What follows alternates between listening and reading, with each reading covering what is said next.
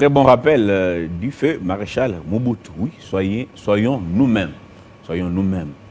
On nous a fait voir que nos noms étaient des noms diaboliques. Non, les noms des baptêmes. Mais quel nom de baptême encore? Moi, je suis moi. Mon père, ma mère m'ont donné les noms. Et vous dites non, ce n'est pas beau. Prenons les noms. Voilà, c'était un grand esprit, un grand président. Il mérite en tout cas de revenir ici, chez lui, au Congo, pour reposer sur la terre de ses ancêtres. Avec notre invité est déjà là, Monsieur Alain Kimfuta. Bonjour et bienvenue. Bonjour, monsieur le journaliste. On parle Bukangalozo. Moi, avec ceux qui nous suivent d'ailleurs, pour la plupart, pensions que Bukangalozo est fermé, il n'y a plus rien qui s'est fait là, et pourtant, le travail continue. Merci beaucoup pour cette question. J'aimerais bien commencer d'abord à faire un tout petit récapitulatif. Il y a eu de cela 2 ans, disons une année et demie, au mois de juillet 2020, le président, avec l'entremise du ministre Kasonga,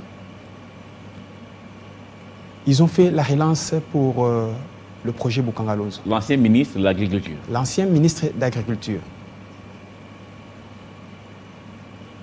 On a commencé au mois de juillet. Nous avons effectué 1500 hectares de maïs. Ce que je vous dis, ce sont des informations vraies. 1500 hectares. 1500 hectares de maïs. C'était combien de tonnes ça? Les hectares étaient évalués à 6000 tonnes de maïs. Alors que au mois de mai 2021, il y a eu le remaniement du gouvernement. Le départ de son Excellence, Monsieur le ministre Kasonga qui est parti, et l'entrée de son Excellence, Monsieur le ministre Birianze Kifoko. L'actuel ministre. L'actuel ministre. Très bien. Une chose étonnante, comme ça s'est fait chez nous ici au Congo, il avait remballé la coordination qu'il est venu trouver à Bukangalozo. À Bukangalozo, ceux qui ont fait qu'on puisse retrouver les 1500 hectares ensemble avec les œuvres fournies par son Excellence M. Kasonga.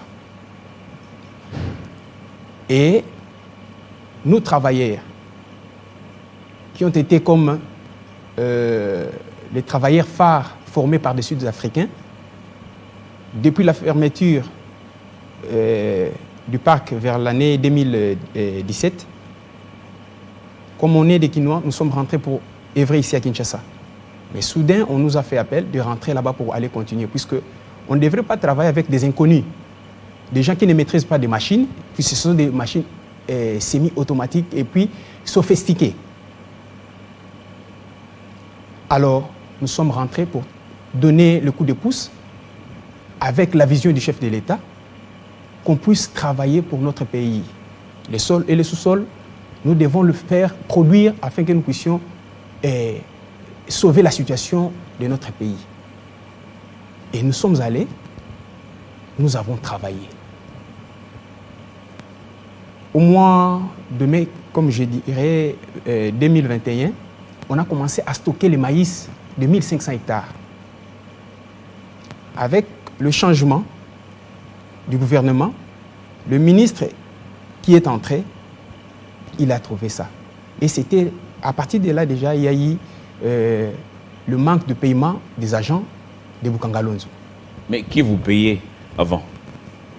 Celui qui nous payait, c'était le ministère de l'Agriculture. Son argent, l'argent de fonctionnement, ou c'est budgétisé au niveau du gouvernement, qu'il y a des travailleurs au niveau de Bukangalozo qui sont là pour le travail, et chaque mois, ils ont droit à l'argent. Exactement, c'était ça, comme une subvention de la part du gouvernement qui a été mise pour la relance de Bukangalozo. Alors qu'on était payé. Mais avec le changement du gouvernement qui s'est produit, subitement, tout est arrêté. On a commencé à demander de gauche à droite. Depuis mai 2021. Depuis le 21 mai, lors du dernier paye du mois de... C'était mois de mars qu'on avait perçu notre argent. Et moi, j'ai des bordereaux ici avec moi. L'argent pour le mois de mars. Pour le mois de mars.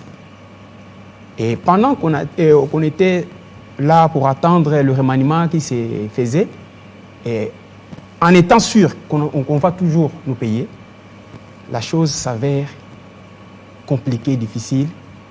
Et le ministre entrant, nous sommes venus faire un sit-in au niveau du ministère. Je pense que ça s'est passé dans plusieurs chaînes de télévision. Il est venu pour atténuer le tempérament des agents. Ils nous ont payé qu'un seul mois d'avril. Et là, jusqu'à aujourd'hui? Et là, jusqu'à aujourd'hui. Je vais continuer un peu. J'aimerais comprendre pourquoi les ministres entrants, le nouveau ministre, oui, lorsqu'il a pris ses fonctions, a directement changé l'équipe de coordination, cette équipe technique, vous dites, qui a été formée par les Sud-Africains, qui connaît bien les milieux, l'utilisation des matériels laissés sur les sites. Quel a été le mobile de ce changement brusque de ces personnels? Bon, c'est comme nous sommes en train de constater ici chez nous. Quand il y a un remaniement, chacun veut qu'il puisse mettre ses collaborateurs, ses proches collaborateurs. Comme souvent, ils chantent, on dit, c'est notre tour de bouffer. Oui, donc oui, les cousins, les tantes, les chefs coutumiers, tout le monde veut se retrouver quelque part. Puisque ces gens-là... Même sans méritocratie. C'est ça le plus grand problème de notre pays.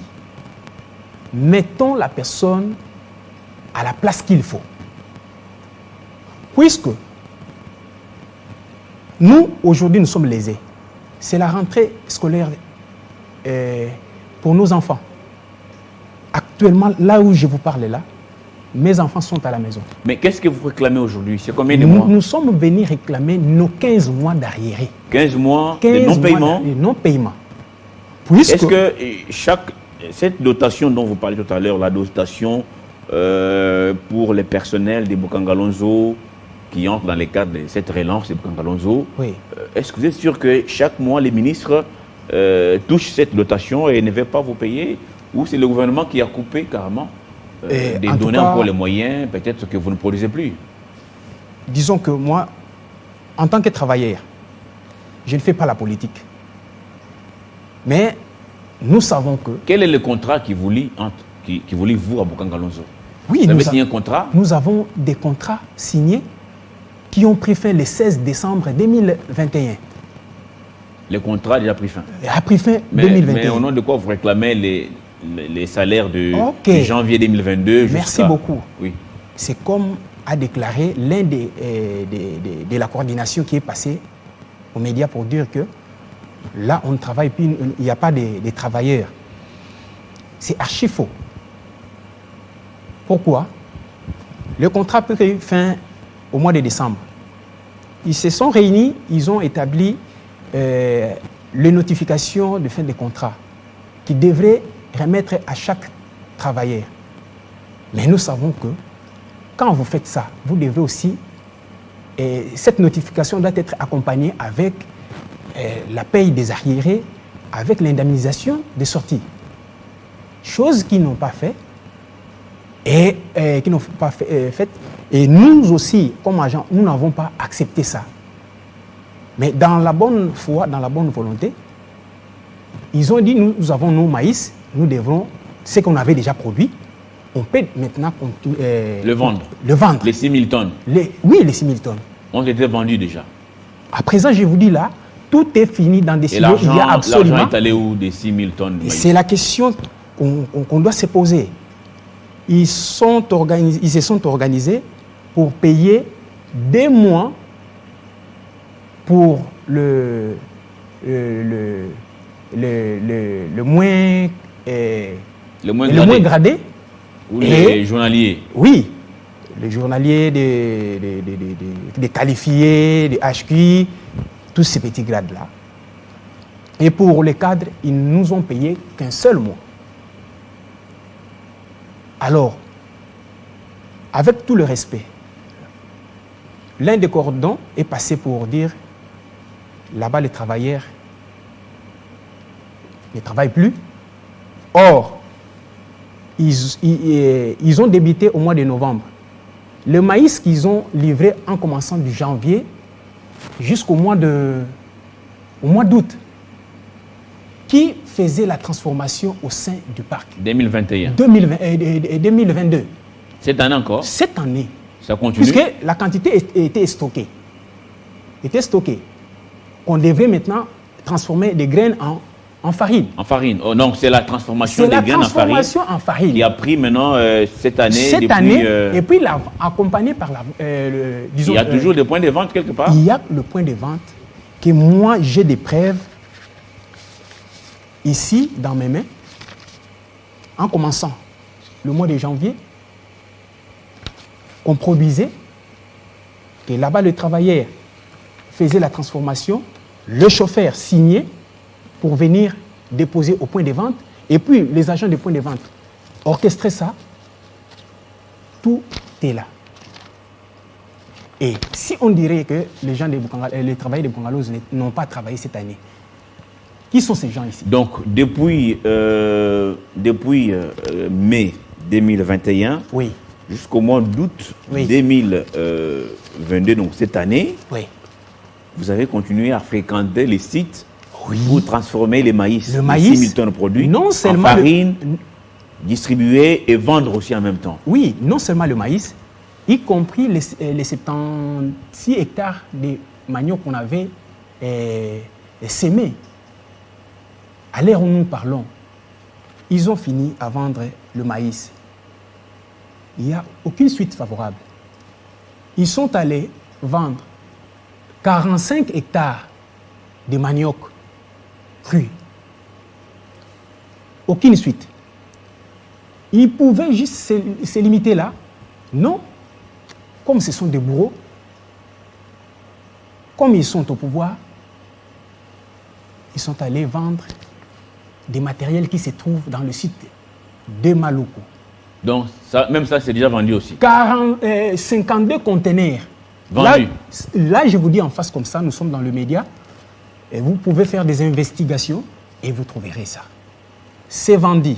Est-ce un sabotage ou pour dire, finalement, il y a des soucis sur Boukangalonzo, il faut en finir une bonne fois pour toutes? Est-ce qu'il n'y a pas moyen de relancer ces projets finalement pour continuer à vendre ces maïs? On le voyait ici, hein, en tout cas les images passaient à la télévision. Il y a du maïs produit à Boukangalonzo, c'était consommé, c'était bon, un bon maïs, une bonne farine, n'est-ce pas, produite à Boukangalonzo. Je reviens s'il vous plaît. Est-ce que c'est fait à dessein pour finalement tout effacer et oublier?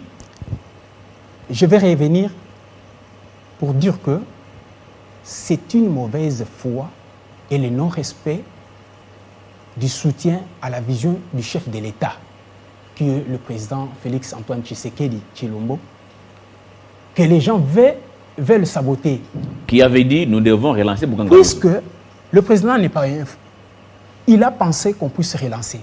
Et en revenant encore plus loin, je dirais, coup de chapeau à son Excellence, Monsieur le Président, le sénateur à vie, Joseph Kabila, avec son Premier ministre, Monsieur Matata Ponyo. Ils ont pensé de loin pour l'avenir de ces Congos. Mais regardons autour de nous qui nous sommes. Cette coordination que le ministre avait mise, ce sont aussi des jeunes.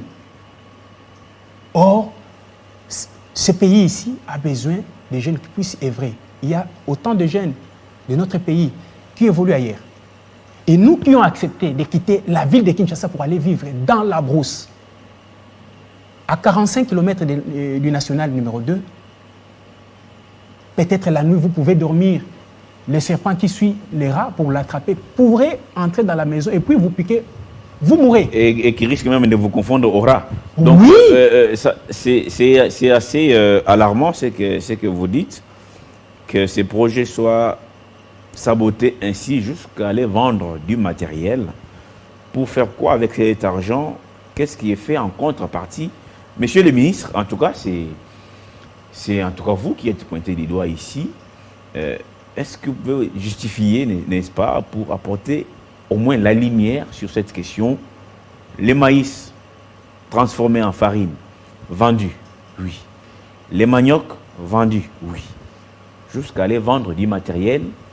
Entre-temps, les travailleurs qui sont restés... Vous êtes au nombre de combien déjà, les travailleurs? En général, nous sommes au nombre de 100 travailleurs, y compris avec le membre de la coordination. Une centaine de travailleurs, pas de paiement, 15 mois. Ils sont responsables, pères de famille, mères de famille. Ils ont des responsabilités derrière. La rentrée des classes, oui, ça fait déjà presque des semaines.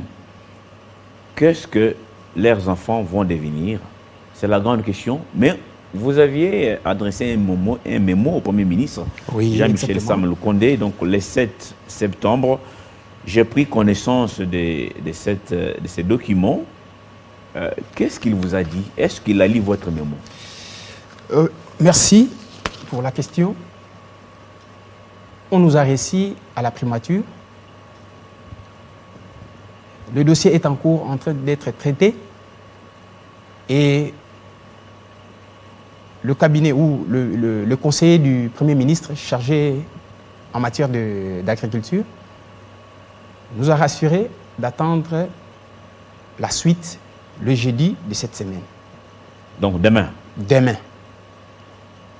Alors, s'il vous plaît, je voulais juste ajouter encore une chose. Allez-y. Ils ne sont pas arrêtés là. Ils ont pris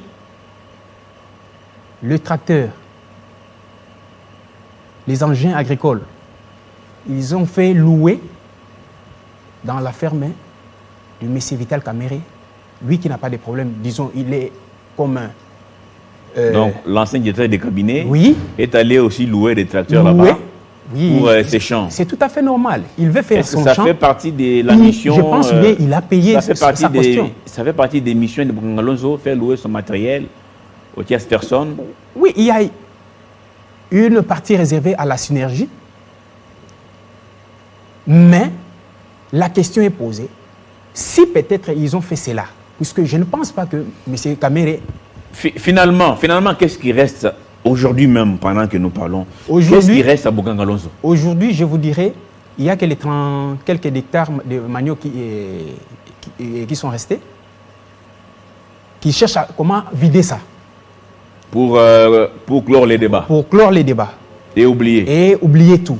Après cela, qu'est-ce qu'ils ont fait avec l'argent que M. Kamere a loué pour les 500 hectares dans sa ferme?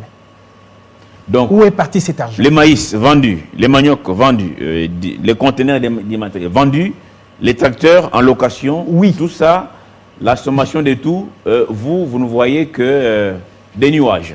Des nuages, il n'y a absolument rien. C'est pour cela que nous avons voulu faire la descente ici, dans cette chaîne qui est suivie dans le monde entier.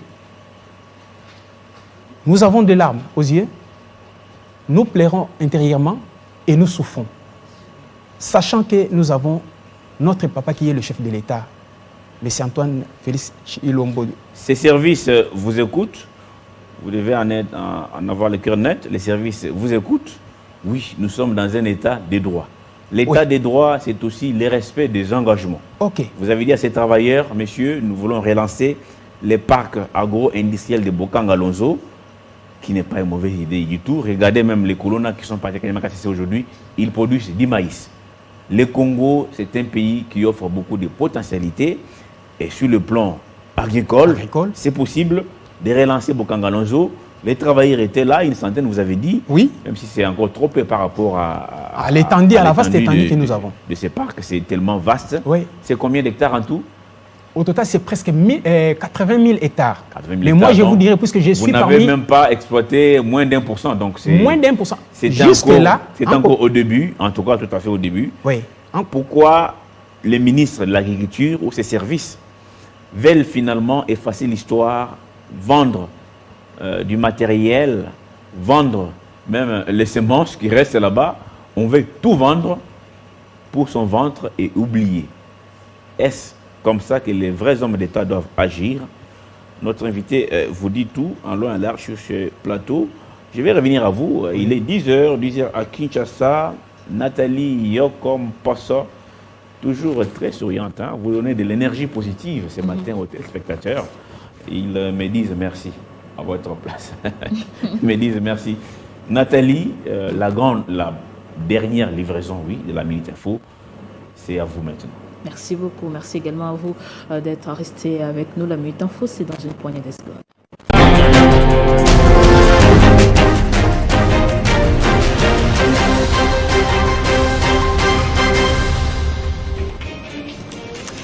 L'indemnisation des victimes de la guerre des 6 jours de Kisangani. L'association des victimes demande au gouvernement de rendre disponible dans un bref délai l'argent versé par l'Ouganda. Cette somme de 65 millions de dollars doit être versée selon elle dans la caisse du conseil d'administration du fonds spécial pour qu'elles en bénéficient effectivement. Agression rwandaise. L'armée congolaise reste déterminée d'en finir une fois pour toutes. Face à la presse, le gouverneur militaire du Nord Kivu, Constant Ndima, a promis de récupérer Bunagana dans quelques jours. Au Soudan, des milliers de manifestants étaient dans la rue ce mardi une nouvelle fois. Ils réclament le départ des militaires qui dirigent le pays depuis le putsch d'octobre 2021 et la remise du pouvoir aux civils.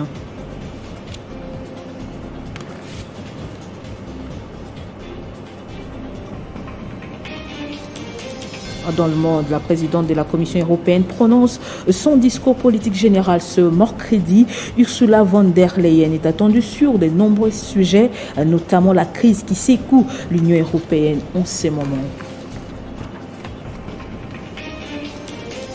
Et puis en sport, tournoi qualificatif de la Ligue des champions féminines dans l'Unifac, les tout-puissants Mazembe s'est qualifié pour la finale. Les ambassadrices de la RDC se sont débarrassées des Tchadiennes des Secousses en demi-finale hier en signant un carton de 4-0. Et le football en dehors du continent avec la deuxième journée de la Ligue des champions de l'UEFA, messieurs, cette fois. Hier, le FC Barcelone n'a pas pu prendre sa revanche face au Bayern Munich. Le club catalan est tombé par 2-0. Et dans un autre match, Marseille a été battu par Francfort sur la note d'1-0. Merci de nous avoir suivis de partout. L'information reste en continu et en temps réel sur votre télévision.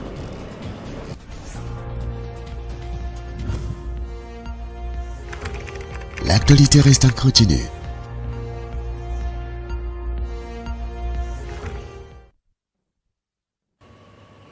Merci beaucoup Nathalie Yokom Posso. Cette fois, le grand rendez-vous est pris pour 13h de Kinshasa pour la grande édition de la mi-journée. Toujours avec le même plaisir, la même pertinence. Hein. C'était les 50. Je reviens à vous. Alors, dernière question. Si après cette démarche, Oui. n'est-ce pas, vous avez déposé votre document de quelques 5 ou 6 pages, le Premier ministre ou ses services font sourd d'oreille, c'est quoi la suite? Eh bien, je pense bien, nous sommes devant le média, nous savons ce qu'on est en train d'entreprendre. Parce qu'on ne peut pas tout dévoiler ici, mais notre élite, elle est juste. Voire même Dieu n'est pas content de ça.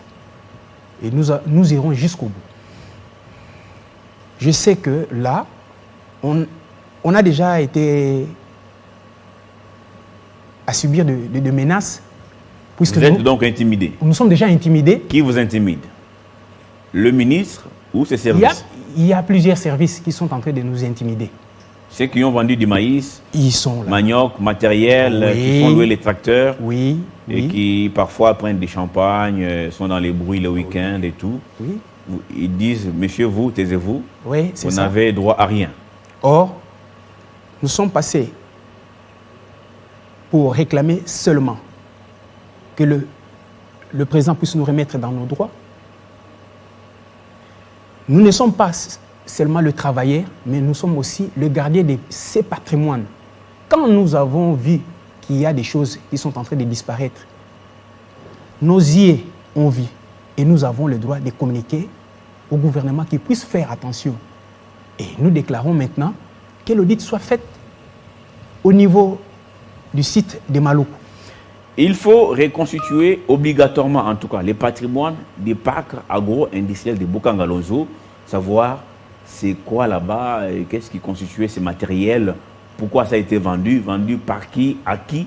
Les gens doivent savoir rendre des comptes. Ça, c'est très important. Monsieur Alain Kimfuta, c'était là votre dernier mot. J'étais heureux de vous avoir sur ce plateau. Merci. N'hésitez pas à y revenir si jamais Sama Lukonde, le Premier ministre ou ses services, n'est-ce pas, ne réserve pas une suite favorable à votre démarche. Vous êtes dans vos droits. C'est important quand on a travaillé. Oui. On a droit au salaire. Ok. Même la Bible le dit, hein, ça c'est vrai. Tout travail mérite salaire. C'est très important. Et les salaires ont un caractère, vous connaissez, non? Oui. C'est très important. Il ne faut pas laisser ces pères de famille moisir, eux et leurs enfants, parce que certaines personnes veulent se remplir les poches. Merci. Merci infiniment, monsieur le journaliste. Et merci en tout cas à vous tous qui nous avez suivis de partout à travers le monde et sur l'ensemble du territoire national. Merci pour vos messages d'encouragement. Vous êtes nombreux, oui, à nous croiser dans la rue, un peu partout ailleurs, au téléphone, nous encourager pour ces combats, pour ce travail que nous menons pour notre pays notamment. Nous sommes là derrière nos forces armées. Bunagana, oui, reviendra entre les mains des officiels congolais, entre les mains des Congolais. Ceux qui sont à Bunagana sont nos frères. Oui, ils méritent d'appartenir au Congo-Kinshasa. Ça trop perdirait, mais le bout du tunnel, ce n'est plus pour longtemps. Gardez espoir, aimer le Congo, pas seulement à travers les paroles, pas seulement à travers les lèvres, mais aimer le Congo à travers notre comportement de chaque jour comme compatriotes. Merci en tout cas à vous. Et moi, je vous retrouve mercredi prochain.